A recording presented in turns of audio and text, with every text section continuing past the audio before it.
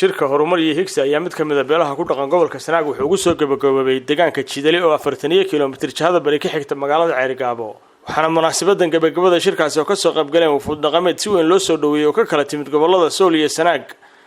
mas'uuliyiinta iyo madaxda ciidamada heer gobol iyo degmada Ceerigaabo qaarkood madax dhaqameed guurti haween wax garad kala siyaasiyiin dhalinyaro iyo marti sharaf kale oo tiro badan ba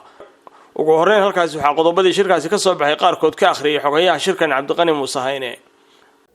shirarkaas oo beeshu ay kaga tashanaysay aayaheeda dhan kasta ah waxa ka soo baxay qodobo ay ka mid yihiin koow beeshu waxay isla qaadatay inay ku dhaqanto sharci ka dhigato iyo xeer diinta islaamka inay beelaha dariska iyo ummadda Soomaaliyeed meel kasta ay joogto nabadgeliyo iyo daris wanaag kula noolaato beeshu waxay isla qaadatay waa qodobka saddexaad inay ilaaliso deegaanadeeda sida dhanka xaalufinta xaabada iyo ilaalinta duurjoogta oo nolosha muhiimad weyn u leh beeshu waxay isla qaadatay inay iska bixiso wax kasta ama xaq kasta oo ay cidi ku leedahay sida ugu degdega badan ama ugu suurtagalsan sidoo kalena waxa ay isla qaadatay inay doonato wax kasta oo xaq ah oo iyadu leedahay oo kaga maqan cid kale qodobka shanaad beeshu waxay isla qaadatay inay ka shaqayso horumarka dhanka bulshada ee deegaamadeeda sida caafimaadka waxbarashada beeraha iyo wadooyinka isla markaana la kaashato cid kasta oo ay gacan kaga helayso dhinaca beesha shirkan uu soo gabagabeeyay halkaasi waxa ka hadlay chief aqalka beeshaasi Saalax Xasan Maxamed iyo xubno kale kuwaas oo mahadnaqa ay ergooyinka u soo jeediyeen ka soo ka xog waramay ujeedada shirkan loo qabtay iyo muddadii uu soo soconayba mahadda labaad waxaan u soo jeedinayaa ergooyinka sharafta iyo karaamada mudan ee inooga yimi meelaha dhaadheer ee uu ka mid yahay garaad cabdullaahi garaad salebaan garaad maxamed garaad maxamuud shirkani wuxuu ahaa runtii shir aad u soo socday muddo dheer oo aad loo lafaguray dhagax walbana la rogay lagana gaadhay ujeeddooyinkii iyo hadafkii markii hore loo qabtay waxaan leeyahay go'aamada halkaa ka soo baxay waxaan leeyahay wakhtigii badnaa ee ku lumay si loo gaadho ujeeddooyinkii laga lahaa waxa weeyaan ha noqdeen kuwa midho dhala oo diinta hormuud ay ka tahay haddaannu nahay beesha shirka qabatay ee barrig haye shirka kanu in badan buu soo socday shirweynihiina waa noo gabagaboobay haddan maanta waa xafladdii oo aannu ku abjaraynaa intaa ka soo qayb gashayna aad iyo aad baannu ugu mahadnaqaynaa shaqaaqada ka jirta xagga shidan iyo turtuurka beryahan ka jiray baaq nabadeed baan u diraynaa waxaannu leenahay caqligu ha shaqeeyo intaa yeer xabaddu hadha iyo xabaddu intaa dhaafin baannu leenahay shirka mudduu haddan soo socday ilaa 3 bilood iyo wax la jira qasdigiisana wuxuu ahaa in nabadgelyada iyo danaha reerka lagu ururiyo waana idin mahad celinaynaa meel kasta oo aad ka timaadeen walaalayaal shirku waa shir laga ansixiyey dhammaan qodobadiisa shirweyne lagu ansixiyey oo la isla ogolaaday ujeeddada u weyn oo muhiimsan waxa weeye in la xoojiyo adkaynta nabadgelyada beesha dhexdeeda iyo midda ay la leedahay beelaha dariskeeda dhinaca magaha waxa weeyaan dadaal badan baannu ka samaynay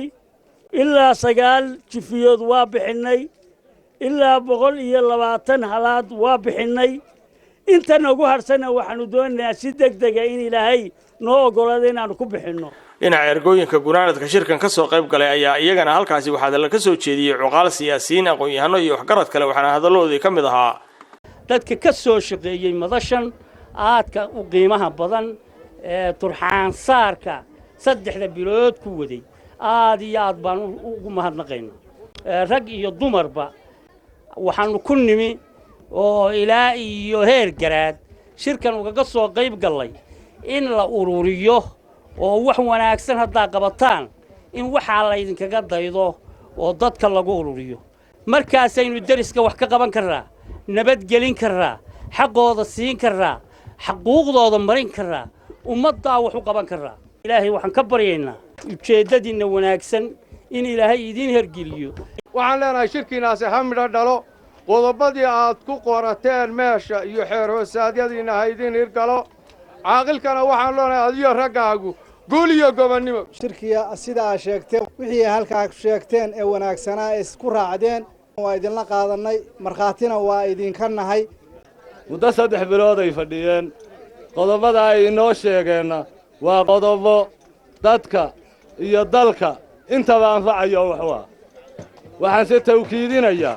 oo aan leeyahay qodobada ha shaqeeyaan oo ha laga shaqaysiiyo go'aamada kaligiin meedan gaadhina wad inoo wada gaadheen annaguna waa hambalyeynanaa waana idinla qaadan jiidali taariikhda waa laga sheekeeyey taariikh fiican bay leedahay aniguna waa jeclay jiidali I love jiidali halkan waxaa kaloo ka muuqatay caaqil saalax xasan maxamed dadkii doortay ee u gartay inuu caaqil u noqdo waxaa ka muuqatay inaanay dadkii caayi lahaa ahayn laakiin dadkii la shaqaynaya baryahan cuqayshaynu caynahay dadkii la shaqayn lahaa inay yihiin baa muuqatay waxaanu kaloo diyaar u nahay inaanu noqonno dadka ka ololeeya haddaan reersideed nahay nabadda oo markaa dacalladayada wax ka dhacaan inaannu nabadgelyada ka qayb qaadannona diyaar baanu nahay waa reerka keliya ista heli kara talo iyo tayaba waxay halkaa ku soo qaadeen hirgelinaya ujeedkii shirka muddada dheer soo socday ee xafladiisu maanta ay gunaanadmaysana kuwii ilaahay u hirgeliya allaha idinka dhigaannu idin leenahay gabagabadiina waxaa madashaasi ka hadlay cabdilaahi garaad saleebaan garaad maxamed iyo kusimaha ahna ku-xigeenka badhasaabka gobolka sanaag ismaaciil cabdi xasan horta waa qoladan xafladda iyo nabadoonka waxaan rabaa nabadoonka inaad la shaqaysaan oo si buuxda ula shaqaysaan markaasuu isaguna kulligeen wuxuuna anfacaya waxaynu isku ognahay nabadgelyo dalaado khayr ma leh dadku belo waa ka daalan yahay waxaynu isku ognahay rag iyo dumar dhallinyaro waxgarad culimo waxaynu isku ognahay nabadda laga wada shaqeeyo aad baan u soo dhaweynaynaa run ahaantii shirkan jiidali ka dhacay ee ay qabsadeen beesha barakaye go'aamada ay soo saareenna waa go'aano loo baahan yahay oo ay bulshada deegaanka oo dhamme ay u baahan tahay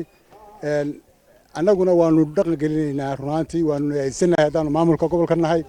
aad baanu u soo dhaweynaynaa run ahaantii waanu la qaadanay haddaanu nahay maamulka gobolka waanu kula shaqaynaynaa 100% baanu kula shaqaynaynaa ugu dambeyntiina halkaasi waxaa shahaadooyin sharafeed iyo hadiyado kaleba lagu guddoonsiiyey qaar ka mid ah hablihii muddada dheer ka soo shaqaynayay madashan halka sidoo kalena ciyaar dhaqameedyo iyo weliba suugaan xiiso badanna munaasabadaasi lagu soo bandhigay waa cabdulaahi xuseen darwiish Somali Cable TV Ceeri Gaabo